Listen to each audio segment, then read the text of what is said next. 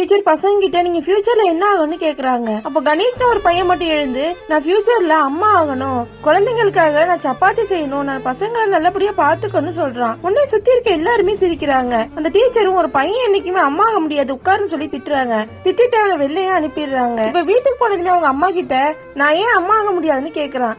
அதுக்கு அவங்க ஆம்பளைங்களால என்னைக்குமே அம்மா ஆக முடியாதுன்னு சொல்றாங்க. உடனே அவன் எனக்கு அப்ப ஆம்பளை பையனா இருக்கு பிடிக்கலன்னு சொல்லிட்டு ரூமுக்குள்ள போயிடுறான். இப்ப அவங்க வீட்டுல யாரும் இல்லாத நேரமா பார்த்து அவங்க அக்கா யூஸ் பண்ண நெயில் பாலிஷ் அம்மாவோட வளையல் எல்லாத்தையும் கையில போட்டுக்கிட்டு ஒரு பொண்ணு மாதிரி மேக்கப் பண்ணிக்கிட்டு கண்ணாடி முன்னாடி நிக்கிறான். இது அவங்க அம்மா தூரத்துல இருந்து பாக்குறாங்க. ஆனாலும் அவன் மேல கோவப்படாம அவனை புரிஞ்சுக்கிறாங்க. நைட்டு தூங்குறப்ப கூட அவனுக்கு ஆறுதலா பேசுறாங்க. ஆனா கணேஷோட அப்பாவுக்கு இது எல்லாம் சுத்தமா பிடிக்காது. இப்போ ஒரு நாள் அவங்களோட அபார்ட்மெண்ட்ல ஒரு ஃபங்க்ஷன் நடக்குது. அப்ப கணேஷ் மட்டும் பொண்ணுங்க மாதிரி ட்ரெஸ் போட்டுட்டு ஆட ஆரம்பிக்கிறான். அவன் நல்லா ஆடுறத பத்தி எல்லாருமே சூப்பரா இருக்குன்னு கிளாப் பண்ணிட்டு இருப்பாங்க. அப்ப அவங்க அப்பா அங்க வராரு. பார்த்ததுமே டென்ஷன் ஆகி அவனை வீட்டுக்கு இழுத்துட்டு போறாரு. அவனை போட்டு பயங்கரமா அடிக்கிறாரு.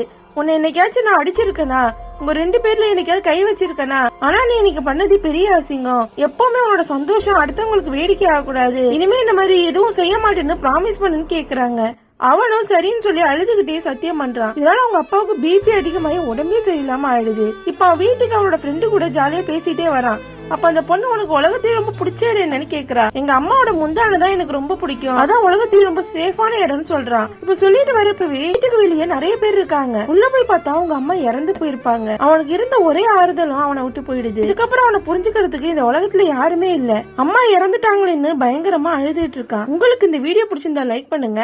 இதுக்கப்புறம் கணேஷ்க்கு என்னாச்சுன்னு தெரிஞ்சுக்க மறக்காம நம்ம சேனலை சப்ஸ்கிரைப் பண்ணுங்க.